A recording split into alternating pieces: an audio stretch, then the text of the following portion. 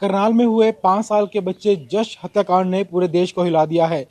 और जब इस मामले में आगे जांच हुई तो पता चला कि इस मामले में जो मुख्य आरोपी है वो जश की चाची हैं और जश की चाची मानसिक रूप से बीमार बताई जा रही हैं, जिनका कई सालों से इलाज भी चल रहा है। आखिर कोई भी व्यक्ति मानसिक तौर पर इतना बीमार कैसे हो सकता है कि वो अपने जो घर के सदस्य हैं उन्हें ही नुकसान पहुंचाने की कोशिश करे या उनकी जान तक ले ले। इस बारे में बात करने के लिए हमारे साथ गवर्नमेंट मेडिकल कॉलेज सेक्टर 32 के मनोरोग विभाग की एचओडी हैं प्रोफेसर प्रीति अरुण। इनसे हम बात करते हैं। मैम, आपने काफी साल आपने इस फील्ड में बिताए हैं, बहुत सारे पेशेंट आपने देखे होंगे, लेकिन ये जो स्थिति जो आई है करनाल का जो हत्याकांड हुआ है, क्या ऐसा पेशेंट कोई ऐसा हो सकता है कि इतना बीमार हो जाए कि वो अपने घर के लोगों को ही जान से मारने की कोशिश, जान से मार ही दे? आमतौर पे जो हमने देखा है, ऐसा एक बार पहले भी एक केस हुआ था जिसमें कि किसी व्यक्ति ने अपने बहुत करीबी व्यक्ति की हत्या करी थी। तो हत्या या किसी और को नुकसान पहुंचाना कोई छोटी चीज़ नहीं होती, और ये आम तौर पर गंभीर मानसिक रूप से जो बीमार लोग होते हैं वही ऐसा कर सकते हैं, वरना छोटे मोटे नाराज़गी के साथ ऐसा कोई नहीं कर सकता। क्योंकि इसके साथ में इसको हम साइकोसिस कहते हैं। आमतौर पे साइकोसिस में भी अगर साइकोसिस में किसी और को नुकसान पहुंचाने की या ये शंका हो कि मुझे इससे नुकसान पहुंच सकता है या कोई और इस तरह के वहम हो, उनसे ही कोई व्यक्ति इस तरह का काम कर सकता है, वरना नहीं कर सकता। और इसमें जो सबसे इम्पॉर्टेंट चीज़ हमें ध्यान रखने की है वो ये है कि जो भी मरीज़ है उसका इलाज लगातार और अच्छी तरह चलता रहे, क्योंकि जब तक पूरी तरह से इलाज नहीं होगा हम उसकी मानसिक तौर पे बीमारी के बारे में कुछ कह नहीं सकते। और मुझे इस केस के बारे में ज़्यादा नहीं मालूम है, पर जो मैं जितना समझ पा रही हूँ वो जब तक साइकोसिस या गंभीर मानसिक समस्या होने पे ही कोई व्यक्ति ऐसा कर सकता है। आपने भ्रम की बात की, तो ऐसे किस तरह के भ्रम ऐसे पेशेंट्स को होते हैं जिससे वो इतना बड़ा कदम उठा देते हैं? जो छोटे मोटे हम जिसको वहम कहते हैं, जिसमें कि लोग बाग सफाई का वहम रखते हैं या ताले चेक करना रखते हैं, वो एक अलग तरह की समस्या है, उसको ऑब्सेसिव कंपल्सिव डिसऑर्डर कहते हैं।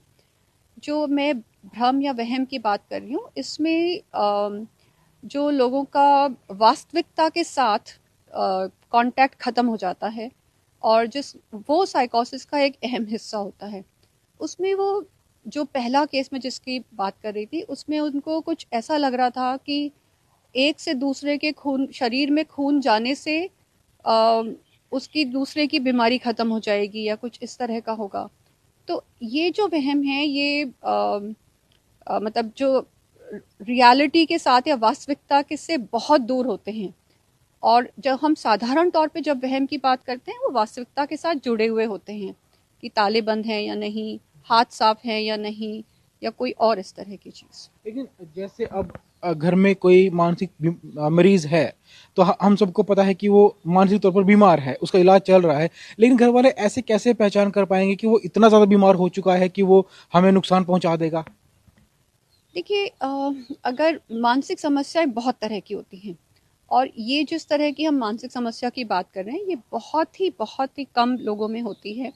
मानसिक बीमारियों में जो सबसे ज़्यादा कॉमन होती हैं वो होती हैं एंग्जाइटी, डिप्रेशन, और शरीर में कोई और तरह की समस्या जो कि मानसिक तनाव की वजह से हो सकती है। और इसके अलावा जैसे ऑब्सेसिव कंपल्सिव डिसऑर्डर का मैं जिक्र कर रही थी, ये भी सामान्य जनता में काफ़ी हद तक मिलता है। जो साइकोसिस है, साइकोसिस हमें आम जनता में करीब 1% लोगों में होता है। उसमें भी किसी और को नुकसान पहुंचाने वाले, भ्रम रखने वाले लोग बहुत कम होते हैं। तो सिर्फ मानसिक बीमारी से ये हम नहीं कह सकते कि ये व्यक्ति दूसरों को नुकसान पहुंचाएगा। और अगर हम इसको दूसरी तरह से देखें कि जो लोग दूसरों को नुकसान पहुंचाते हैं उनमें से कितनों में मानसिक बीमारी होती है, तो ऐसे लोगों की संख्या बहुत कम है जिनमें कि मानसिक बीमारी की वजह से उन्होंने किसी को नुकसान पहुंचाया।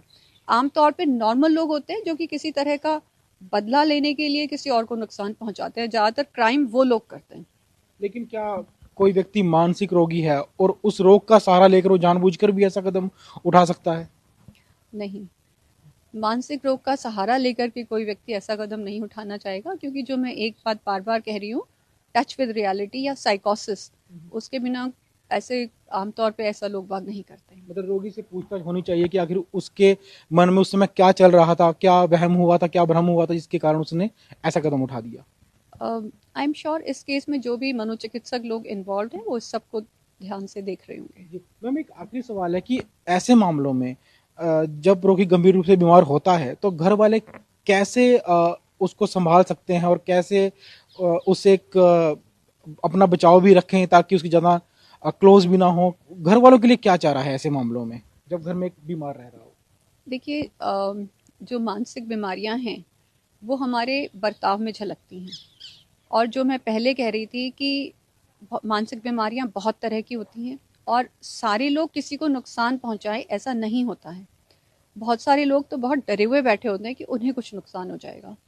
तो हर व्यक्ति की बीमारी अलग तरह की है, तो बेहतर यही होगा कि उस व्यक्ति का इलाज करने वाले डॉक्टर से जाना जाए कि इसकी समस्या कैसी है और हमें क्या एहतियात बरतनी चाहिए।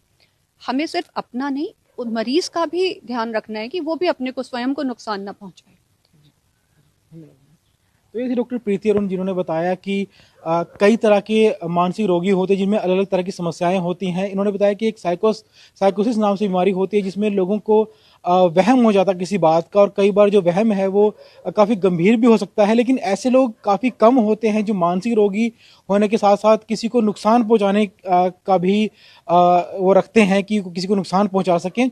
ऐसे मरीजों की काफ़ी संख्या कम होती है क्योंकि आमतौर पर मानसिक रोगी कई तरह के वहम पाल कर रखता है, लेकिन किसी को नुकसान पहुंचाने की जो घटनाएं हैं वो काफ़ी कम देखने में आती हैं।